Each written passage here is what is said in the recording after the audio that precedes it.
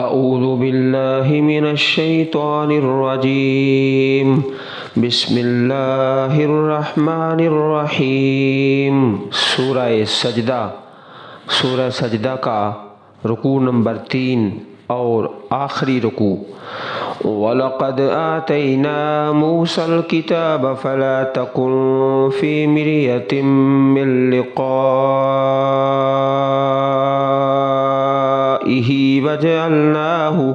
وَجَعَلْنَاهُ هُدًى لِبَنِي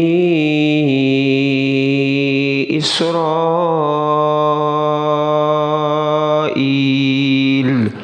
وَجَعَلْنَا مِنْهُمْ أَئِمَّةً يَهْدُونَ بِأَمْرِنَا لَمَّا صَبَرُوا وَكَانُوا بِآيَاتِنَا يُوقِنُونَ۔ إِنَّ رَبَّكَ هُوَ يَفْصِلُ بَيْنَهُمْ يَوْمَ الْقِيَامَةِ فِيمَا كَانُوا فِيهِ يَخْتَلِفُونَ۔ أَوَلَمْ يَهْدِ لَهُمْ كَمْ أَهْلَكْنَا مِنْ قَبْلِهِمْ مِنَ الْقُرُونِ يَمْشُونَ فِي مَسَاكِنِهِمْ إِنَّ فِي ذَلِكَ لَآيَاتٍ أَفَلَا يَسْمَعُونَ۔ أَوَلَمْ يَرَوْا أَنَّا نَسُوقُ الْمَاءَ إِلَى الْأَرْضِ الْجُرُزِ فَنُخْرِجُ بِهِ زَرْعًا تَأْكُلُ مِنْهُ وَنَعَامُهُمْ وَأَنفُسُهُمْ أَفَلَا يُبْصِرُونَ۔ وَيَقُولُونَ مَتَى هَذَا الْفَتْحُ إِن كُنتُمْ صَادِقِينَ۔ قُلْ يَوْمَ الْفَتْحِ لَا يَنفَعُ الَّذِينَ كَفَرُوا إِيمَانُهُمْ وَلَا هُمْ يُنذَرُونَ۔ فَأَعْرِضْ عَنْهُمْ وَانتَظِرْ إِنَّهُمْ منتظرون۔ سورہ سجدہ، جس کی بہت فضیلت ہے کہ نبی رحمت علیہ السلام ہر جمعۃ المبارک کے دن فجر کی نماز میں پہلی رکعت میں تلاوت فرماتے رات سونے سے پہلے۔ تو تیسرا رکوع سورہ سجدہ کا رب کائنات نے اس رکوع کے اندر سب سے پہلے جناب موسیٰ علیہ السلام کی کتاب اور بنی اسرائیل کی امامت کا تذکرہ فرمایا ہے۔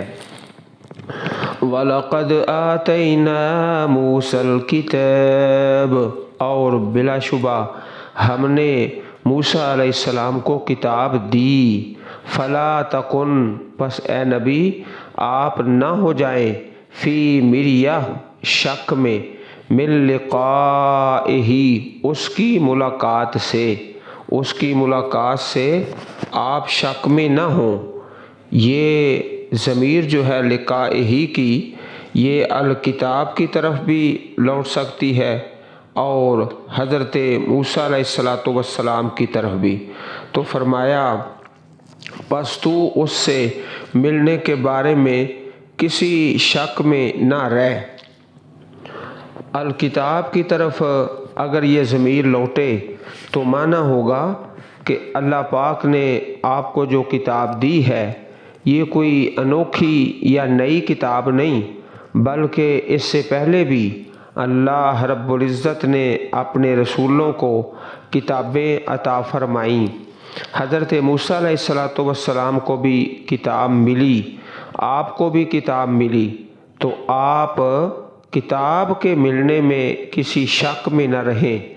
تو یہ بظاہر خطاب نبی رحمت علیہ السلام کو ہے، لیکن اصل میں جو خطاب ہے وہ عوام کو ہے کہ عام لوگ، امتی لوگ کتاب کے ملنے میں کسی شک کے اندر نہ رہیں۔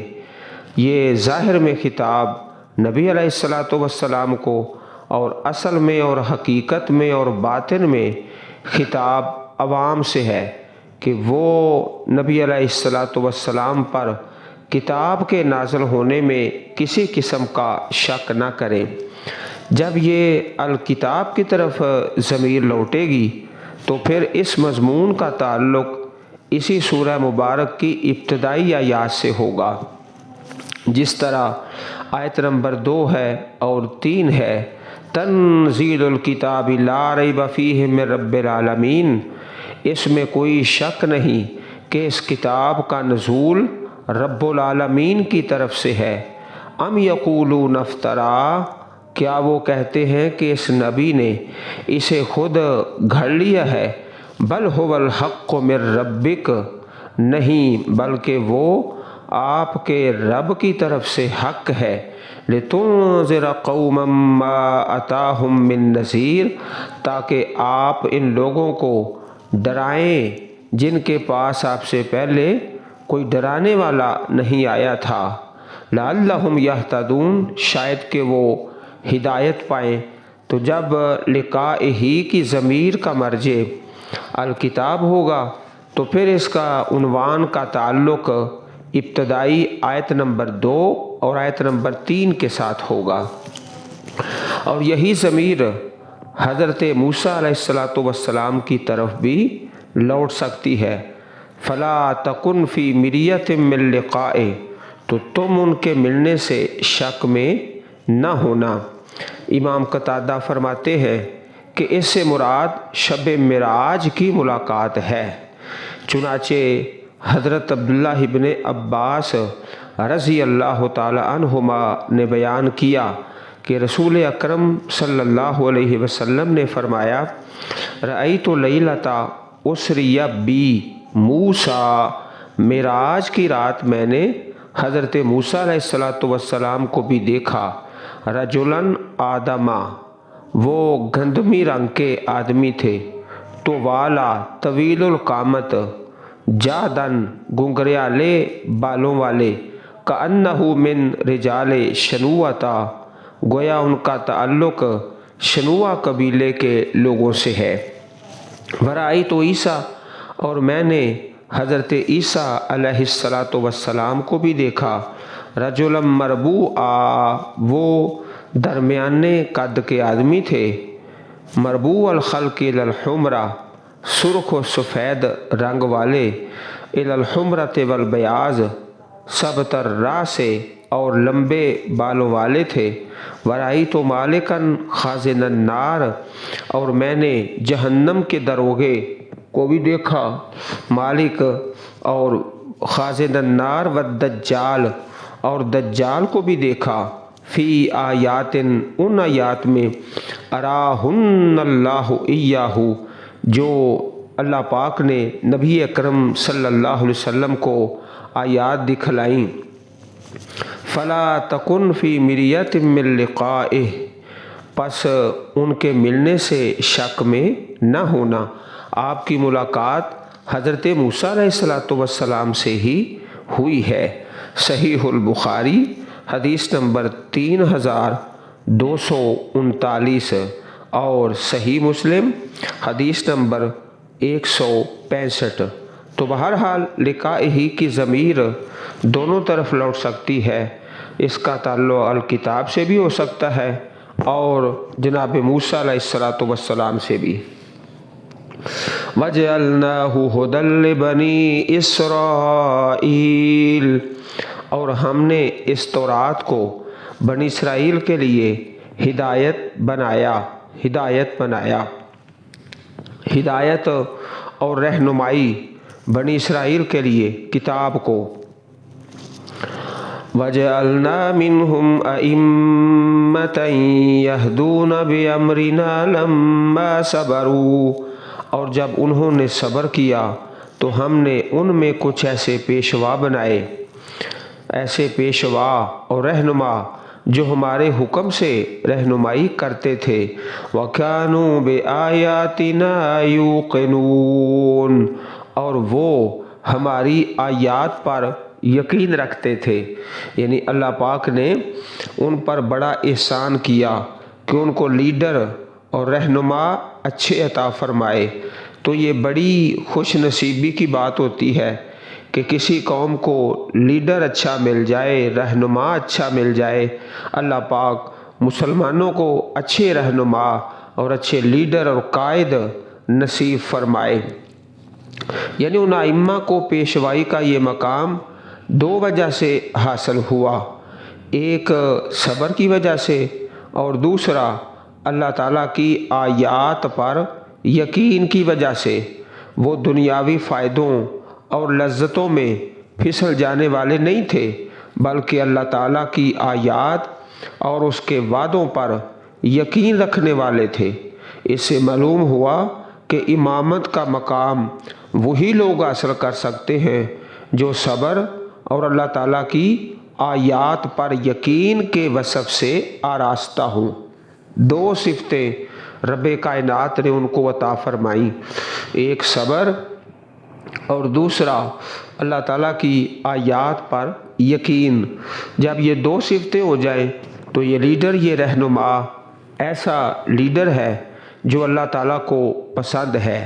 اچھے لیڈر اپنی قوم کے لیے دعائیں کرتے ہیں اور قوم اپنے لیڈروں کے لیے دعا کرتی ہے۔ ان ربک ھو یفصل بینہم یوم القیامہ، بے شک تیرا پروردگار وہی فیصلہ کرے گا ان کے درمیان قیامت کے دن، فیما کانوا فیہ یختلفون، جس میں وہ اختلاف کرتے تھے۔ جو بھی دنیا میں اختلاف تھا اس کا فیصلہ اللہ تعالیٰ قیامت کے دن فرما دیں گے۔ ایک دوسرے مقام پر فرمایا وَلَقَدْ آتَيْنَا بَنِي إِسْرَائِيلَ الْكِتَابَ وَالْحُكْمَ وَالنُّبُوَّةَ وَرَزَقْنَاهُمْ مِنَ الطَّيِّبَاتِ، اور بلا شبہ ہم نے بنی اسرائیل کو کتاب ہدایت اور حکومت اور نبوت بخشی اور پاکیزہ چیزیں عطا فرمائیں۔ وَفَضَّلْنَاهُمْ عَلَى الْعَالَمِينَ، اور اہل عالم پر فضیلت دی۔ وَآتَيْنَاهُمْ بَيِّنَاتٍ مِّنَ الْأَمْرِ، اور ان کو دین کے بارے میں دلیلیں عطا کیں۔ فَمَا اخْتَلَفُوا إِلَّا مِن بَعْدِ مَا جَاءَهُمُ الْعِلْمُ، پس انہوں نے جو بھی اختلاف کیا علم آ جانے کے بعد آپس کی ضد سے کیا۔ بغیم بینہم ان ربک یقضی بینہم یوم القیامہ، بے شک تیرا پروردگار وہی فیصلہ کرے گا ان کے درمیان قیامت کے دن، فیما کانوا فیہ یختلفون، جس میں وہ اختلاف کرتے تھے۔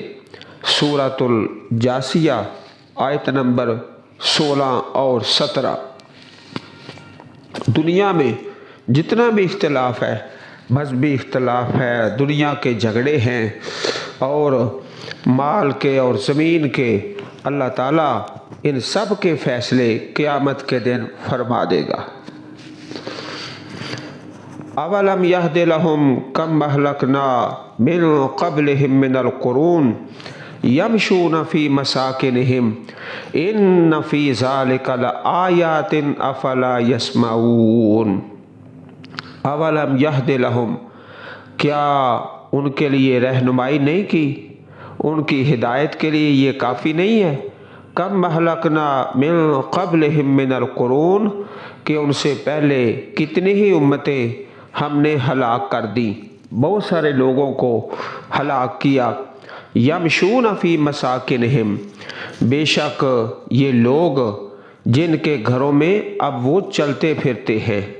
ہوتا یہ ہے کہ ایک نسل آتی ہے اور اپنا وقت گزار کے چلی جاتی ہے، پھر دوسری نسل آ جاتی ہے ان مکانوں کے اندر اور ان بلڈنگوں کے اندر، اور یہ سمجھتے ہیں کہ اب ہم نہیں رہنا ہے اور ہمیشہ رہنا ہے اور اپنا معیار زندگی ایسا بنا لیتے ہیں جو اللہ پاک کو پسند نہیں، اور پھر اس معیار زندگی کی پوجا کرنے لگتے ہیں۔ اب نہ تو دین کے لیے وقت ہے اور نہ اللہ تعالیٰ کی کتاب کے لیے اور نہ دعوت کے لیے اور نہ ہی تبلیغ کے لیے فارغ وقت ہے ہی نہیں۔ معیار زندگی ایسا بنا لیا کہ اس کو پورا کرنے کے لیے پھر بھاگنا اور دوڑنا، اور اس معیار زندگی کو بت بنا کے اس کی پوجا کرنا۔ اب وقت تو ملتا نہیں کتاب اللہ کے لیے اور آخرت کے لیے اور دعوت کے لیے اور تبلیغ کے لیے۔ آپ کیا کرتے ہیں؟ پھر نافرمانیاں کرتے ہیں اور سمجھتے ہیں کہ ہم ان مکانوں کے اندر ہمیشہ رہیں گے، حالانکہ ان کو سوچنا چاہیے کہ ہم سے پہلے بھی ان مکانوں کے اندر کچھ لوگ رہتے تھے۔ جب انہوں نے رب کائنات کی نافرمانی کی، اللہ تعالیٰ نے ان کو تباہ و برباد فرما دیا۔ اور ایسی کئی قومیں جو اہل مکہ کے دائیں بائیں، جن کے کھنڈرات اور آثار اب بھی موجود ہیں، اور مکہ والے دیکھتے ہیں اپنے تجارتی سفروں کے اندر، اپنے آنے جانے میں اور ان کے راستوں میں قوم عاد ہے، قوم سمود ہے، اور حضرت لوط علیہ السلام کی قوم پر جہاں عذاب آیا تھا، حضرت شعیب علیہ السلام کی قوم پر جہاں عذاب آیا تھا، یہ سارے ان لوگوں کے تجارتی قافلوں پر ہیں، راستوں پر ہیں، تجارتی راستوں پر۔ تو ان کو آتے جاتے دیکھتے ہیں، کیا ان کے باقی ماندہ جو کھنڈرات ہیں اور آثار ہیں، آثار قدیمہ، یہ ان کی ہدایت کے لیے کافی نہیں ہے؟ اولم یہد لہم، کیا نہیں ہدایت دی ان کو، رہنمائی نہیں کی ان کے لیے؟ کم اہلکنا من قبلہم من القرون، کہ ہم نے ان سے پہلے کتنی ہی قومیں ہلاک کر دی، یمشون فی مساکنہم، جن کے رہنے کی جگہوں میں یہ چلتے پھرتے ہیں۔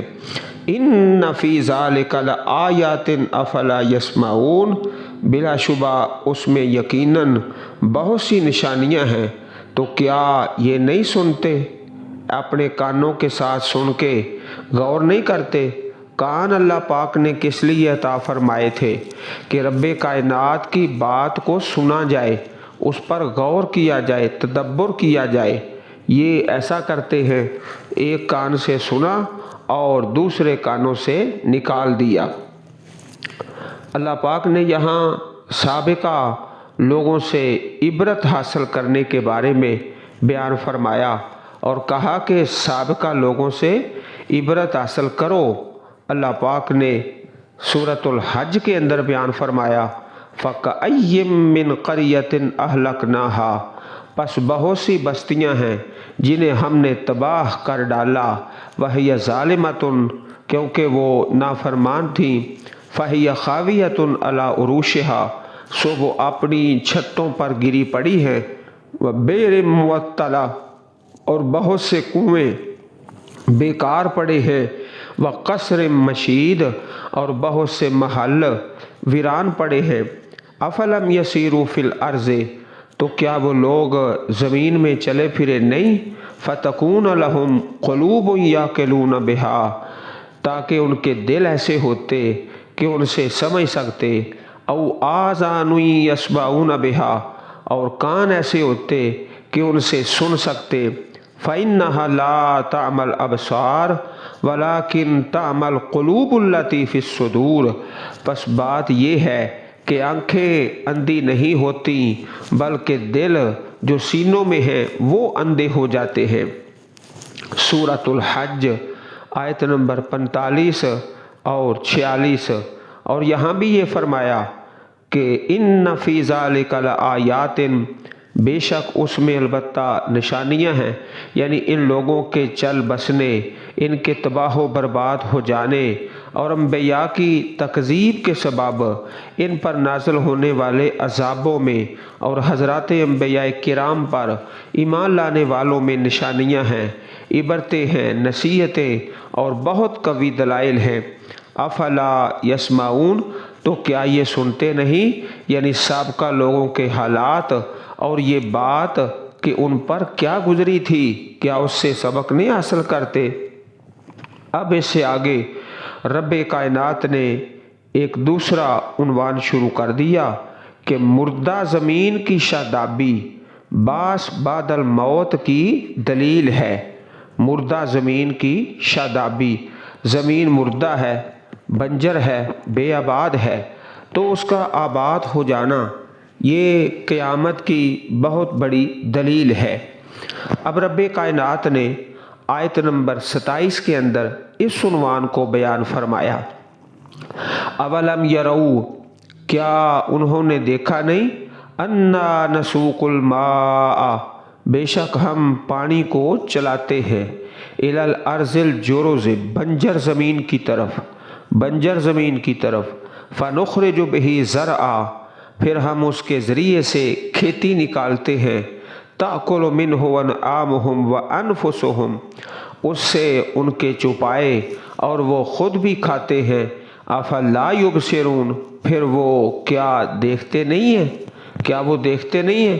یہ اللہ پاک نے مثال دی ہے کہ زمین ہے، بنجر ہے، بے آباد ہے، انسان جب اس کو دیکھتا ہے تو سمجھتا ہے کہ یہ تو بالکل مردہ زمین ہے، اس پر فصل کیسے ہوگی، پودے اور درخت کیسے ہوں گے۔ اچانک اللہ پاک کی طرف سے بارش کا نزول ہوتا ہے، پانی برستا ہے، تو پھر اس زمین کے اندر پودے اور فصلیں لہلہاتے ہیں۔ یہ مثال رب کائنات نے قرآن مجید کے اندر بہت سارے مقامات پر بیان فرمائی ہے کہ مردہ لوگوں کو زندہ کرنے کے لیے دلیل یہ ہے، مردہ زمین کو زندہ کرنا، مردہ زمین کو زندہ کرنا۔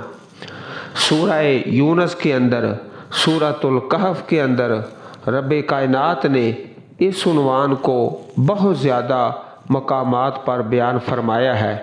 چنانچہ سورۃ اعراف آیت نمبر 57، سورہ روم آیت نمبر 50، سورہ یاسین آیت نمبر 33 تا 35، ان تمام آیات کریمات میں ایک ہی عنوان ہے کہ رب کائنات نے انسانوں کو دوبارہ زندہ کرنے پر دلیل دی ہے، جس طرح مردہ زمین کو زندہ کیا جاتا ہے۔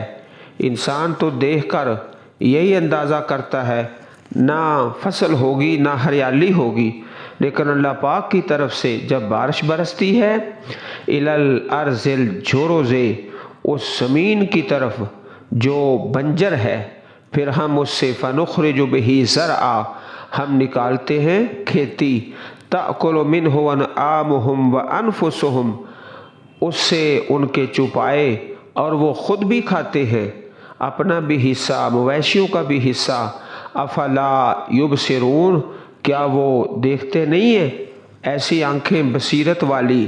اور اللہ پاک نے ایک دوسرے مقام پر اسی طرح فرمایا سورہ عبسہ کے اندر کہ انسان غور کرے، فَلْيَنْظُرِ الْإِنسَانُ إِلَىٰ طَعَامِهِ، تو انسان کو چاہیے کہ اپنے کھانے کی طرف نظر کرے، اَنَّا صَبَبْنَا الْمَاءَ صَبًّا، بے شک ہم ہی نے پانی برسایا، ہم ہی نے پانی برسایا، پھر اس سے غلے اور پودے اور بہار اور قسم قسم کے میوے اللہ پاک نے پیدا فرمائے۔ سورۃ عبسہ آیت نمبر 24 ہے، 25 ہے، اور پھر دعوت دی، افلا یبصرون، کیا یہ لوگ غور نہیں کرتے، بصیرت سے نہیں کام لیتے۔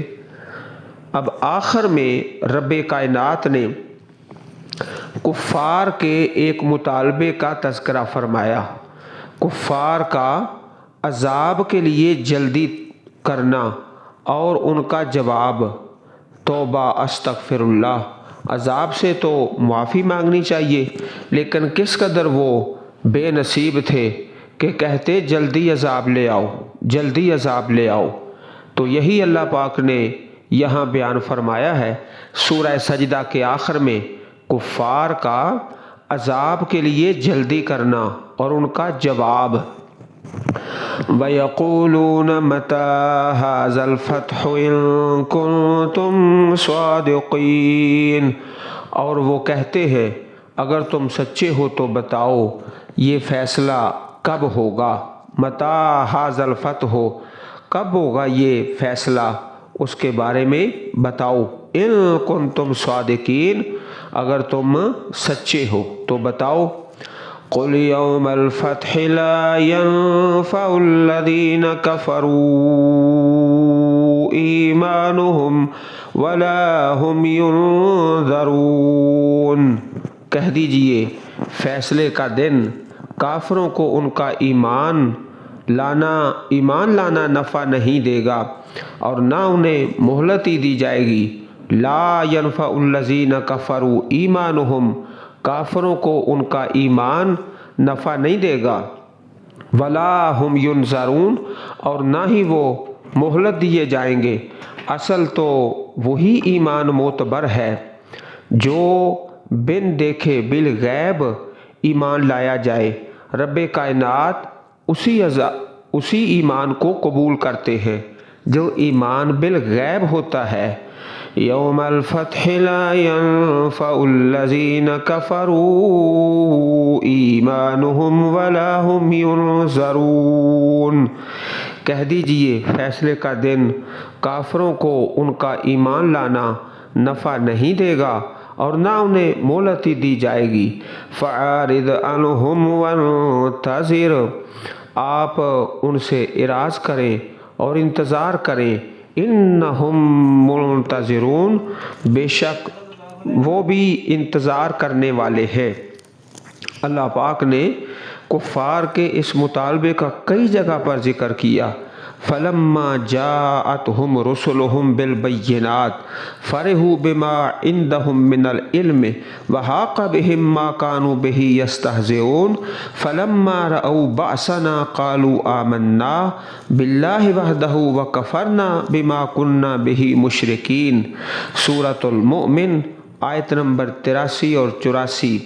پھر جب ان کے پیغمبر ان کے پاس کھلی نشانیاں لے کر آئے تو جو علم اپنے خیال میں ان کے پاس تھا اس پر خوش ہونے لگے، اور جس چیز سے تمسخر کیا کرتے تھے اس نے ان کو آ گھیرا۔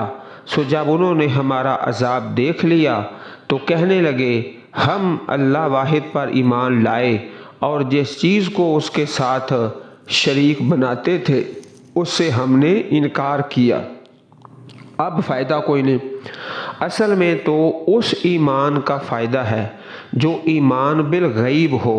جب انتظار کر کے اپنی آنکھوں سے عذاب کو دیکھ لیا، اب تو عذاب دیکھنے کے بعد جو ایمان لانا ہے وہ ایمان فائدہ نہیں دے گا۔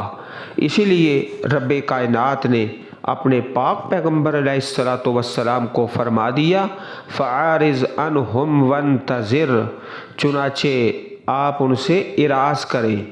آپ کا کام ہے پہنچا دینا، دعوت دے دینا، تبلیغ کرنا۔